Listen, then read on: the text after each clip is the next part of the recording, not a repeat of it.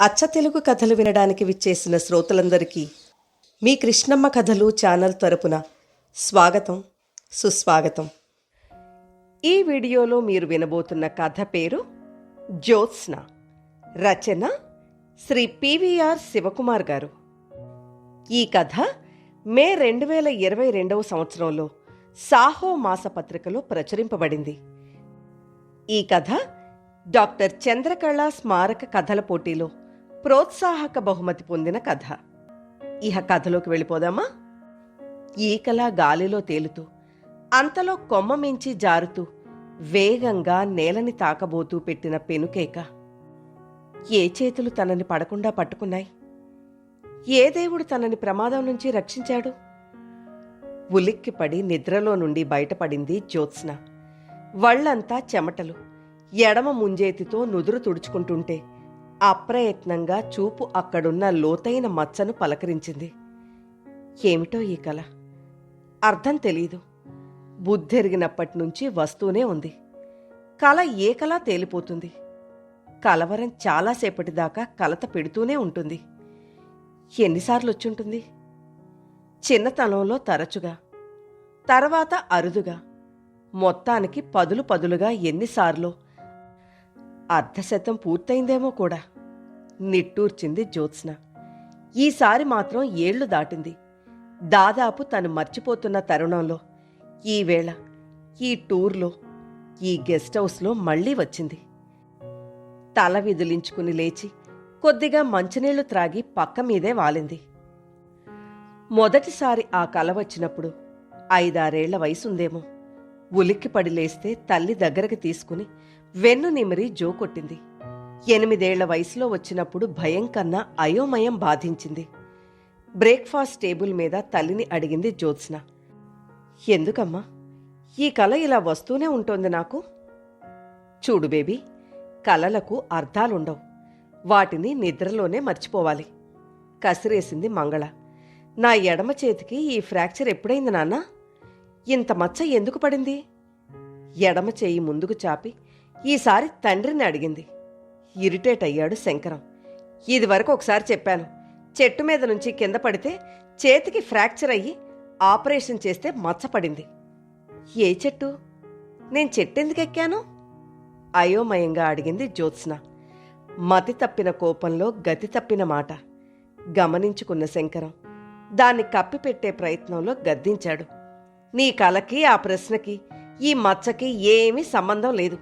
Breakfast table దగ్గర కబుర్లాపు, school time అయిపోతోంది కటువుగా అన్నాడు. తలదించుకుంది జ్యోత్స్న.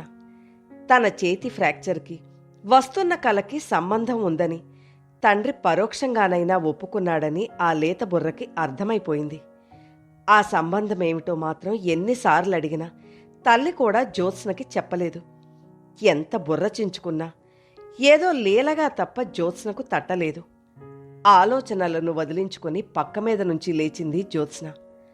ఆ రోజు తన కార్యక్రమం గుర్తు చేసుకుంది. అక్కడికి 40 కిలోమీటర్ల దూరంలో ఉన్న పల్లె బతుకు బండ్లలో ఇవాళ పరిచయ ప్రచార కార్యక్రమం ప్రారంభించదలుచుకుంది.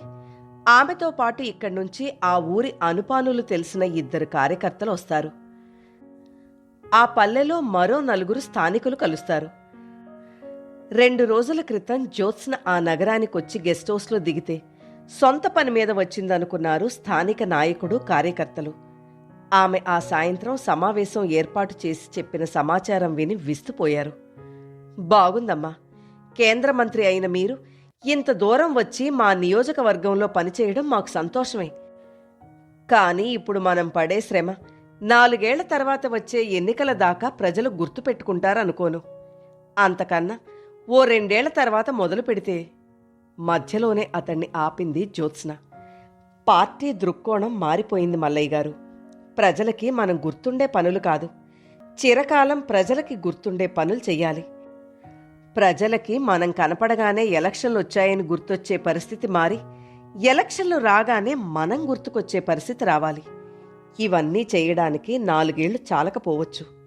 పై ఎన్నికల్లోనూ మనం నెగ్గకపోవచ్చు. గెలుపు ఓటములకి అతీతంగా మన కార్యక్రమాలు సాగాలి. అదే ఇప్పుడు మన పార్టీ లక్ష్యం.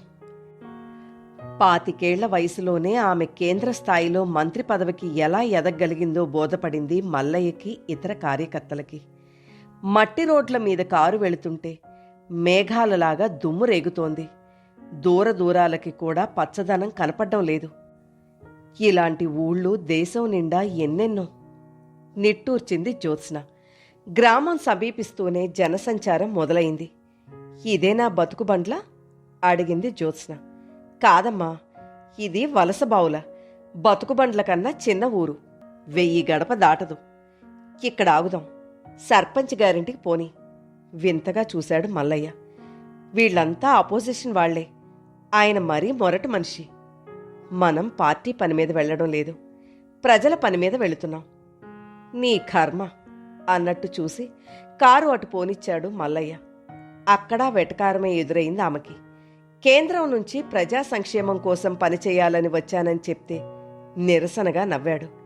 మా రాజ్యంలో ఎందుకు, మీ నియోజకవర్గాల్లో చేసుకోండి చాలన్నట్లు. జ్యోత్స్న తానే ఊళ్ళోకి నడిచింది. ఇల్లిల్లు తిరిగింది. తను కేంద్ర మంత్రినని పరిచయం చేసుకుంది. వారి బాగోగులు అడిగింది. 2 రోజుల పాటు వలసబావులలోనే పర్యటన చేసింది. రాత్రికి నగరం చేరడం, ఉదయాన్నే తిరిగి రావడం, ఇదే దినచర్య చేసుకుంది. 2వ రోజు నుంచే స్థానిక నాయకుణ్ణి వదిలేసి 2 కార్యకర్తలను మాత్రం వెంట తీసుకువెళ్లడం మొదలుపెట్టింది. ఆ విధంగా చుట్టుప్రక్కల 5 గ్రామాలు ఒక్కొక్కటిగా చుట్టేసింది. ఒక్కో గ్రామంలో 2-3 రోజులు ఆ ఊరి జనాభాని బట్టి, లభిస్తున్న స్పందనను బట్టి గడుపుతూ ప్రజల అవసరాల్ని ఆకళింపు చేసుకుంటూ అక్కడి భూసార పరిస్థితులు, నీటి వనరులు, బావులు, చెరువుల వివరాలు అన్నీ పరిశీలిస్తూ ఒక రీసెర్చ్ విద్యార్థినిలాగా నోట్స్ తయారు చేసుకుంటూ సాగింది. మొదట్లో ఏదో మంత్రిగారి సుడిగాలి పర్యటన అనుకున్న ప్రజలు ఆమె తీరుని, శ్రద్ధని, ముఖ్యంగా ఒక్క కెమెరా కూడా ఆమె వెంట లేకపోవడాన్ని చూసి క్రమంగా ఆమెకి సహకరించారు. చూస్తుండగానే 2 వారాలు గడిచిపోయాయి. ఆ రాత్రి మళ్లీ వచ్చింది ఆ కల. 2 వారాల వ్యవధిలో 2వసారి. ఏదో జరగబోతోందన్న సంకేతమా? జ్యోత్స్నకి మనసులో గట్టిగా అనిపించింది. తనకు తెలియని రహస్యానికి దగ్గరవుతున్నదా? ఈరోజు కుదిరింది ఆమెకి బతుకుబండ్ల చేరే ముహూర్తం. అది రాజకీయంగా సెన్సిటివ్ గ్రామం అని సీనియర్లు చెప్పారు. ప్రాథమికంగా ఆ ఊరు పరిశీలించే ధ్యేయంతోనే ఆమె పర్యటన వేసుకుంది. అదొక్కటే ధ్యేయం కాదు గనక దారిని అనుసరిస్తూ తగులుతున్న గ్రామాలన్నిటినీ కూడా చూసుకుంటూ వచ్చింది.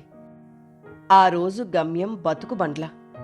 ఊరు చేరుకుని ఇల్లిల్లు తిరుగుతుంటే జ్యోత్స్నలో ఏదో అలజడి, కారణం తెలియని ఉద్విగ్నత. రోజూ బయలుదేరేటప్పుడే గెస్ట్ హౌస్ నుంచి లంచ్ ప్యాక్ తీసుకుని భోజనాల వేళకు దగ్గరలోని ఏ చెట్టు క్రిందకో చేరి ఆ లంచ్ తినేయడం అలవాటు చేసుకుంది. ఆమెతో వచ్చేవాళ్లు ఆ పల్లెలో ఉండే ఏ చిన్న హోటల్లోనో తింటారు.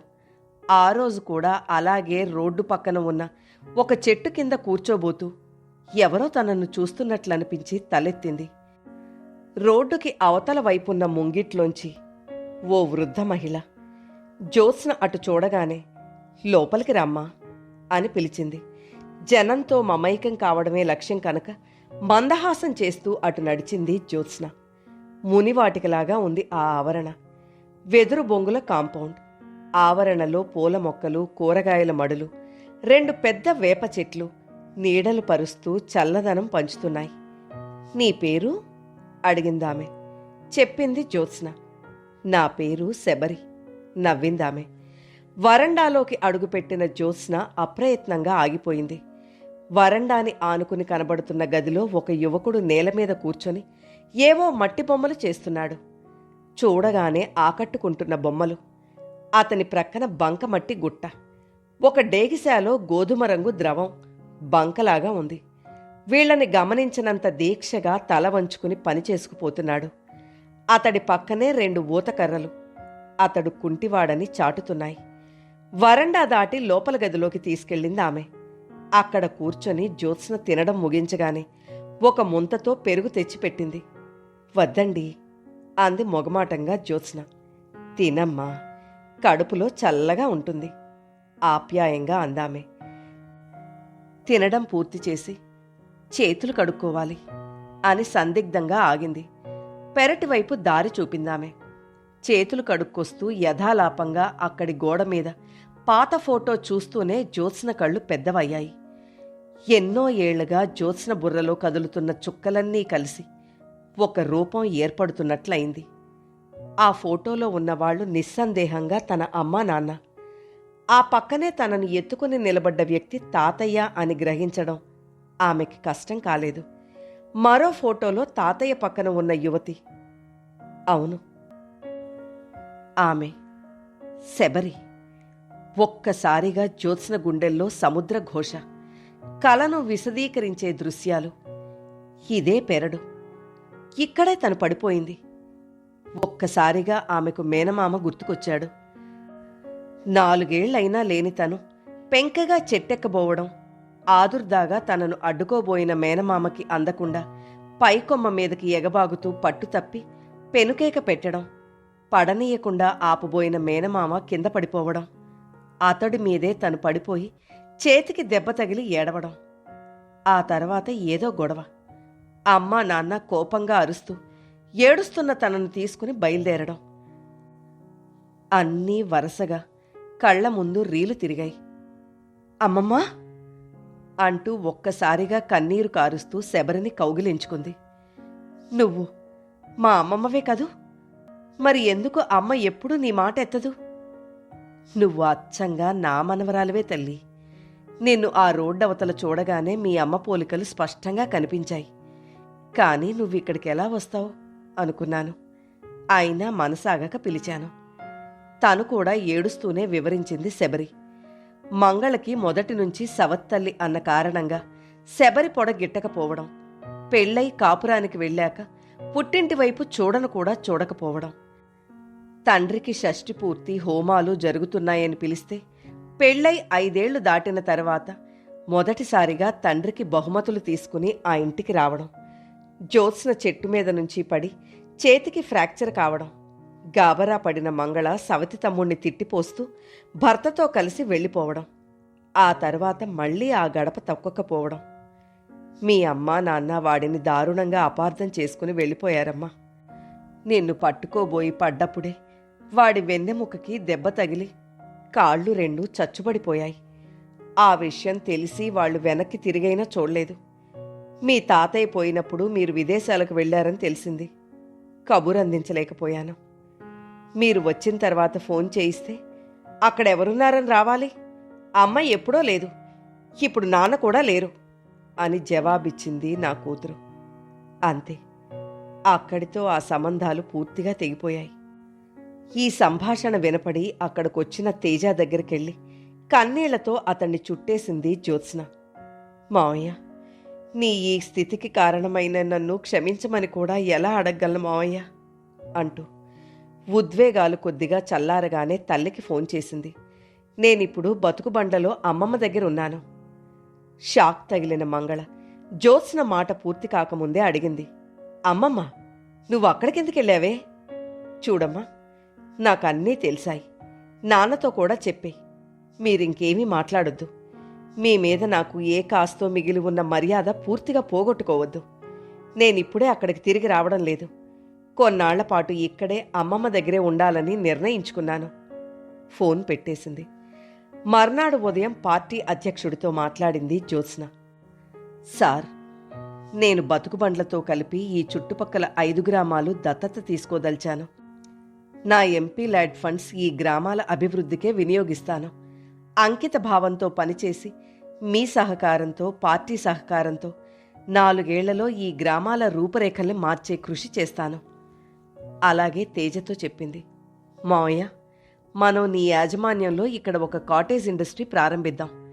మరింత మందికి శిక్షణ ఇచ్చి మనతో కలుపుకుని ఇక్కడ దొరికే తుమ్మ జిగురు, బంకమట్టితో నువ్వు చేస్తున్న ఈ కళాఖండాల వంటి బొమ్మలని పెద్ద రాశిలో తయారు చేసి లేపాక్షి, కొండపల్లి బొమ్మల స్థాయికి తీసుకువెళదాం.